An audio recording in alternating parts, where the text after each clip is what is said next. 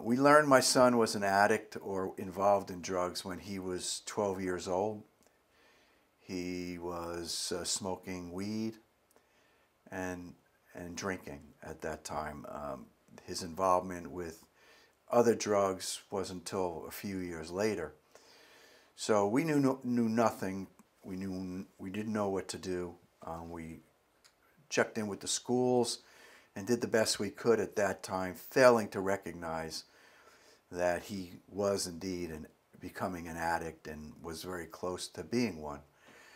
When he was 14 years old, the problems became far worse, and I like to describe our household as one of chaosity.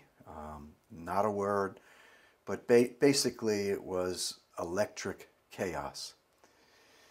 Lying, cheating, stealing, manipulating, doing everything he could to get his hands on money for drugs. And he managed to do it real well because we would not admit that our son could possibly be an addict. How could that possibly be? But it was the absolute truth. When he was 14, we got him into intensive outpatient programs, and he lied his way through every one of those events, lied his way through testing positive, and the list is long. But it was becoming totally out of control, totally. And he wound up with issues in the juvenile justice program, juvenile justice world, and wound up in a county detention center for juveniles. He was on some kind of probation at that point, and he had certain issues he had to live up to and didn't, and was still using and testing positive for drugs.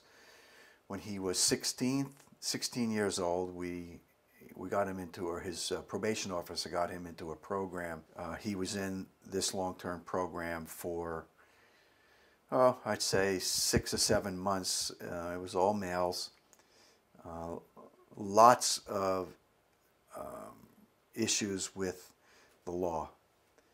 Most of the boys there were remanded there by the courts, and Corey was as well. And the program was a decent program. I personally think that there were lots of things missing, and I didn't feel that the family component of it was helpful to us. It seemed to create conflicts instead of teach us ways to reduce the conflicts in the family. So Corey's time when he got out of this other program didn't last very long, maybe a month, and he was back using very heavily. And of course we realized again, because the police were involved again, he got arrested for possession of drugs and fleeing from the police and wound up in jail. And because he was still 17, he was able to get back in the juvenile justice program, and he was again found a bed, and this time it was at Daytop. And I think I mentioned before that Daytop was an oasis to me and my family, whereas the other program was not. An oasis in that we found a program where there was, I think the therapeutic family community aspect of it was important, because I felt there was an awful lot of respect for the kids amongst each other, and a lot of love in the program from the counselors and the administrators in the program. Daytop was an oasis both for my son and his recovery, and truly for my recovery, in that it gave me some peace and serenity at home in my household, that I could start to think a little more clearly about my life and my life with my spouse. And I have another son who was struggling also with my son's addiction. So going up to Family Day and dealing with family counseling were very positive things for me. And I started to feel the need to give back to Daytop. So Corey was there, my son Corey was there when he was 17, before he turned 18. And obviously 18 years old would have presented other problems. He completed the program and was a new man, truly a new man. Met lots of other people, young people in addiction, and learned how to be in the addiction recovery community. Started up with NA and family counseling, and was doing very well. Started college, was at a community college, doing very well in school. So he had 2 years of being clean, very clean, and very interested in promoting his own life and getting into college and doing well. The program is absolutely remarkable. And it's my goal to help bring families into this program and help save lives. And that is the mission of Daytop.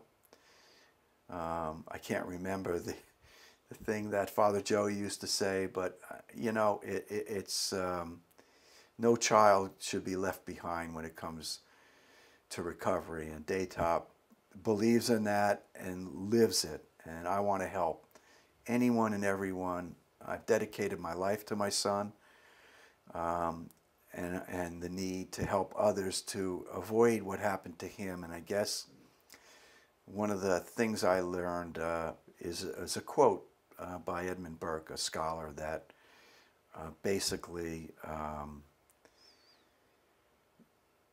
all that is necessary for evil to triumph is for good men to do nothing. I consider myself a good man, and lots of the people that I've met in Daytop, good people, and I'm not going to do nothing. I'm going to fight really hard to bring recovery to everyone who could ever possibly need it, and find a way for yourselves to give back, become involved. And remember something, and this is so important, is you're not alone.